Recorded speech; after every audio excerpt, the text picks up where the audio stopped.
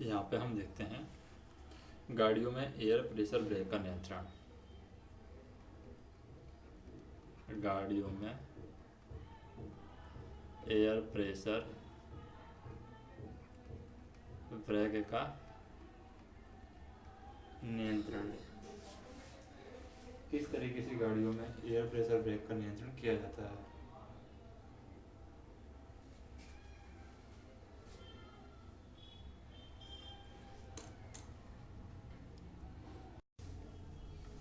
अब गाड़ियों में जो एयर प्रेशर ब्रेक का नियंत्रण होता है वो किस तरीके से होता है वो हम देखते हैं। जैसे जब दो इंजन लगे होते हैं, जैसे गाड़ी में, किसी गाड़ी में दो इंजन लगे हुए हैं, एक ये इंजन लगा हुआ है, एक ये इंजन लगा हुआ है। तो जब गाड़ी में दो इंजन लगे हुए हैं और उधर की साइड गाड़ी चल रही है, तो जब तक स्थानीय नियम इसके विरुद्ध ना हो, अगले इंजन का लोको पायलट स्वचालित एयर प्रेशर ब्रेक संचालित करने के लिए जिम्मेदार होगा। तथापि दूसरे इंजन का लोको पायलट आपातकालीन स्थिति में स्वचालित एयर प्रेशर ब्रेक या हाथ ब्रेक लगा करके परिस्थिति के अनुसार गाड़ी को रोकने या गति कम करने में सहायता अवश्य करेगा। तो जनरली तो प्रथम जो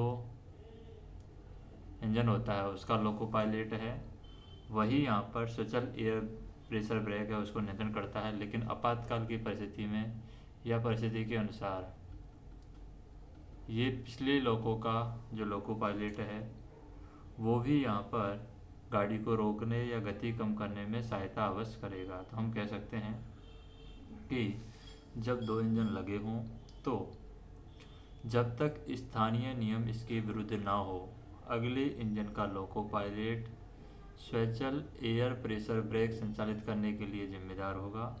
तथापि दूसरे इंजन का लोको पायलट है आपातकालीन स्थिति में स्वचालित एयर प्रेशर ब्रेक या हाथ ब्रेक लगा करके परिस्थिति के अनुसार गाड़ी को रोकने या गति कम करने में सहायता अवश्य करेगा। फिर दूसरा देखें। दूसरा है गाड़ी को पुशबैक करने के लिए एक या अधिक अतिरिक्त इंजन काम में लाए जाएं। अगर गाड़ी को हम कर रहे हैं पुशबैक, तो गाड़ी को पुशबैक करने के लिए एक या अधिक अतिरिक्त इंजन काम में लाए जाएं, तो उसके चालकों को एयर प्रेशर ब्रेक में हस्तक्षेप नहीं करना चाहिए, सिवाय गाड़ी उल्टी लुढ़क रही हो, यानी गाड़ी वापस जा रही हो। क्योंकि इस परिस्थिति में पिछली ओर का लोको पायलट अगले इंजन का लोको पायलट हो सकता है, यानी पिछली ओर का लोको पायलट है वो अगले इंजन का लोको पायलट यहाँ पर हो सकता है। तो हम कह सकते हैं कि जब गाड़ी को पुशबैक करने के लिए एक या अधिक अतिरिक्त इंजन काम में लाए जाएं, तो उनके चालकों को एयर ब्रेक में हस्तक्षेप नहीं करना चाहिए, सिवाय गाड़ी उल्टी लुढ़क रही हो, यानी गाड़ी वापस जा रही हो, रन बैक हो रही हो। क्योंकि इस परिस्थिति में जब गाड़ी उल्टी लुढ़क रही होती है तो उस परिस्थिति में पिछले ओर का लोको पायलट अगले इंजन का लोको पायलट हो जाता है। तीसरी परिस्थिति हम देखें। तीसरी क्या कंडीशन है हमारी कि सभी अतिरिक्त इंजनों के लोको पायलट हर समय एयर प्रेशर ब्रेक के हैंडल को चालू स्थिति में रखेंगे।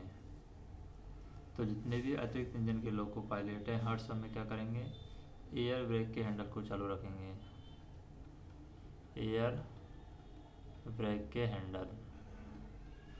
तो हम कह सकते हैं कि सभी अतिरिक्त इंजनों के लोको पायलट हर समय एयर प्रेशर ब्रेक के हैंडल को चालू स्थिति में रखेंगे। चौथा है हमारा, क्या है चौथा, यदि आपातकालीन स्थिति में दो इंजन लोड को धकेल रहे हैं, दो इंजन है वो लोड को धकेल रहे हैं आपातकालीन परिस्थिति में, आपातकालीन परिस्थिति में दो इंजन लोड को धकेल रहे हैं, तो जिस दिशा में गाड़ी जा रही है उस ओर का अगला लोको पायलट नियंत्रक लोको पायलट होगा। यानी आपात स्थिति में दो इंजन लोड को धकेल रहे हैं, तो जिस दिशा में गाड़ी जा रही है, मान ली इस दिशा में गाड़ी जा रही है, तो जिस दिशा में गाड़ी जा रही है उसी ओर का अगला लोको पायलट, यानी यहाँ पर जो लोको पायलट होगा उसी ओर का अगला लोको पायलट नियंत्रक लोको पायलट होगा। पांचवी कंडीशन देखें हम। पांचवी कंडीशन क्या है कि स्वचाल एयर प्रेशर ब्रेक केवल आपात स्थिति में ही ब्रेक यान से लगाया जाना चाहिए।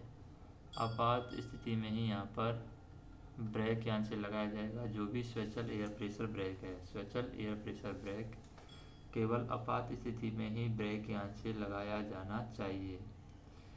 इस प्रकार ब्रेक धीरे धीरे लगाने चाहिए। अचानक ब्रेक लगाने से गाड़ी विखंडन का खतरा उत्पन्न हो सकता है या गाड़ी विखंडित हो सकती है। तो एयर ब्रेक स्वचाल एयर प्रेशर ब्रेक केवल आपात स्थिति में ही ब्रेक यान से लगाया जाना चाहिए। इस प्रकार ब्रेक धीरे धीरे लगाने चाहिए और अचानक ब्रेक लगाने से गाड़ी विखंडन का खतरा हो सकता है। फिर सातवां पॉइंट है हमारे पास में कि जब स्वचाल एयर प्रेशर ब्रेक का सिलेंडर खराब हो जाए, मान लीजिए क्या हो गया, सिलेंडर खराब हो गया, तो जब स्वचाल एयर प्रेशर ब्रेक का सिलेंडर खराब हो जाता है तो उस सिलेंडर को ब्रेक प्रणाली से अलग कर देना चाहिए तथा उस डिब्बे को आइसोलेट कर देना चाहिए। नेक्स्ट है हमारे पास में कि यदि एयर प्रेशर वाली मालगाड़ी में 75% से कम सिलेंडर कार्यरत हैं, एयर्स, तो हम कह सकते हैं कि कोई ऐसी मालगाड़ी है जिसमें 75% से कम सिलेंडर कार्यरत हैं, तो एयर प्रेशर वाली मालगाड़ी में 75% से कम सिलेंडर कार्यरत हैं तो ऐसी गाड़ी को अस्वचाल नॉन ऑटोमेटिक या बिना एयर ब्रेक यानी कि नॉन एयर ब्रेक गाड़ी समझी जाएगी। और यहाँ पर क्या क्या कार्यवाही की जाएगी, बिना ब्रेक की गाड़ी समझी जाएगी अगर किसी मालगाड़ी में 75% से कम ब्रेक सिलेंडर कार्यरत हैं तो ऐसी गाड़ी को अस्वचाल या बिना एयर ब्रेक गाड़ी समझी जाएगी और यहाँ पर कार्यवाही की जाएगी।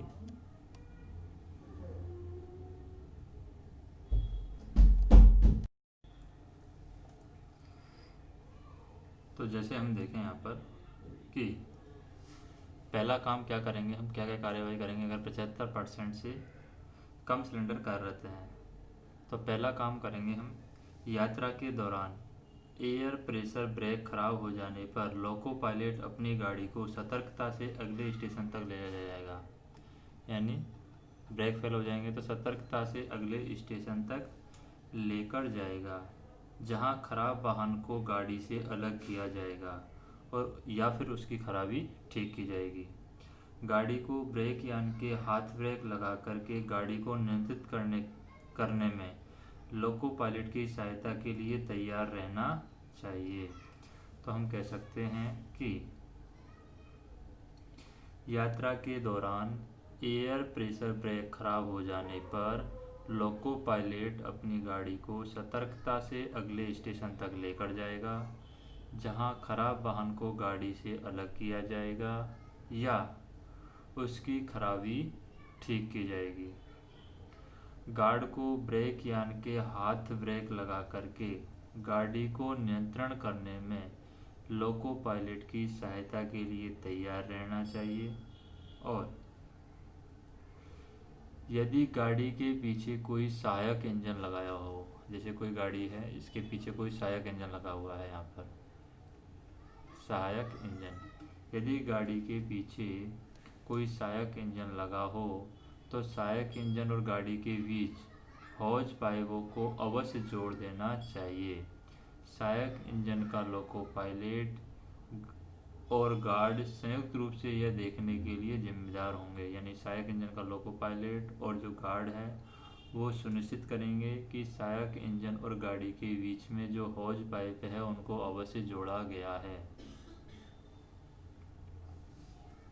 फिर नेक्स्ट देखते हैं हम कि लोको पायलट अपनी गाड़ी पर नियंत्रण रखने के लिए बहुत सावधानी यहाँ पर बरतेगा। जब भी ब्रेक फेल हो जाते हैं तो अपनी गाड़ी पर नियंत्रण रखने के लिए बहुत सावधानी बरतेगा। गार्ड और सहायक लोको पायलट सतर्क रहेंगे तथा लोको पायलट के चाहने पर हैंड ब्रेक लगाने के लिए तत्पर रहेंगे। जब भी लोको पायलट चाहेगा तब वो गार्ड और जो सहायक लोको पायलट है हैंड ब्रेक लगाने के लिए तत्पर रहेंगे। फिर 9वां पॉइंट है हमारे पास में यहाँ पर कि जब गाड़ी की सेंटिंग ऐसे बीच के स्टेशन पर हो रही है जहाँ पर गाड़ी की जांच करने वाले कर्मचारी उपलब्ध नहीं है। जब गाड़ी की सेंटिंग ऐसे बीच के स्टेशन पर हो रही है, जब हम क्या कर रहे हैं, गाड़ी की सेंटिंग कर रहे हैं, जब गाड़ी की सेंटिंग ऐसे बीच के स्टेशन पर हो रही है जहाँ पर गाड़ी की जांच करने वाले कर्मचारी यानी कि CNW उपलब्ध नहीं है, वहाँ लोको पायलट और गार्ड संयुक्त रूप से उन डिब्बों की जांच करेंगे जिन्हें जोड़ा अथवा काटा गया है तथा सिलेंडर कहाँ तक प्रभावित हुए हैं। किसी भी परिस्थिति में प्रभावित सिलेंडर 75% से कम नहीं होने चाहिए। जो भी प्रभावित सिलेंडर हैं किसी भी परिस्थिति में 75% से कम नहीं होने चाहिए। गाड़ी के प्रस्थान से पूर्व गार्ड एवं लोको पायलट सुनिश्चित करेंगे कि इंजन और ब्रेक यान में निर्धारित एयर प्रेशर की मात्रा उपलब्ध है, यानी कि पर्याप्त मात्रा में ब्रेक लग रहे हैं। 10वां पॉइंट है कि आरंभिक स्टेशन अथवा बीच के स्टेशन से जहां पर शंटिंग की गई है, आरंभिक स्टेशन या बीच के स्टेशन पर जहां पर शंटिंग की गई है, गाड़ी को रवाना करने के बाद लोको पायलट गाड़ी को रोके बगैर उसकी कार्य क्षमता की जांच करने के लिए एयर प्रेशर ब्रेक लगाएगा। गाड़ी को रवाना करने के बाद में यहाँ पर गाड़ी को रोके बगैर उसकी कार्य क्षमता की जांच करने के लिए यहाँ पर air pressure brake loco pilot एक बार लगाएगा। एयर प्रेशर ब्रेक तो हम कह सकते हैं कि आरंभिक स्टेशन अथवा बीच के स्टेशन से जहां पर शंटिंग की गई है, गाड़ी को रवाना करने के बाद लोको पायलट को रोके बगैर उसकी कार्य क्षमता की जांच करने के लिए एयर प्रेशर ब्रेक लगाएगा। अब हम देखते हैं न्यूनतम एयर प्रेशर क्या है। न्यूनतम एयर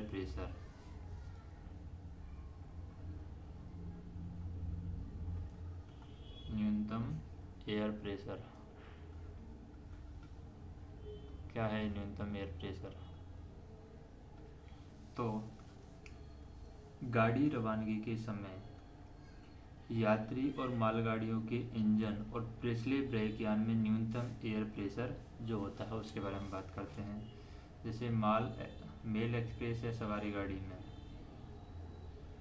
मेल एक्सप्रेस या सवारी गाड़ी की बात करते हैं। मेल एक्सप्रेस या सवारी गाड़ी में इंजन पर जो प्रेशर होता है FP एंड BP, ये इंजन पर है। और ये यहाँ पर हम देखें ब्रेक यान पर, पिछले ब्रेक यान पर FP और BP। तो FP और BP इंजन पर होता है फीड पाइप 6 kg/cm², और ये होता है BP 5 kg/cm²। जबकि पिछले ब्रेक यान हम देखें FP होता है 5.8 और ये होता है BP होता है 4.8। लेकिन ये है 56 वेगन तक। कितने तक है? 56 वेगन तक। 56 वेगन तक फीड पाइप में प्रेशर 6 kg/cm², ब्रेक पाइप में 5 kg/cm²। पिछले ब्रेक यान में 5.8 है और BP है ब्रेक पाइप में 4.8।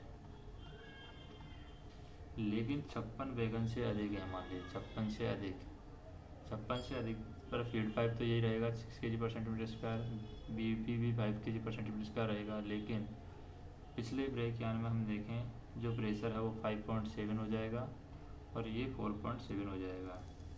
एयर प्रेशर समस्या के बारे में बात करते हैं। क्या है एयर प्रेशर समस्या?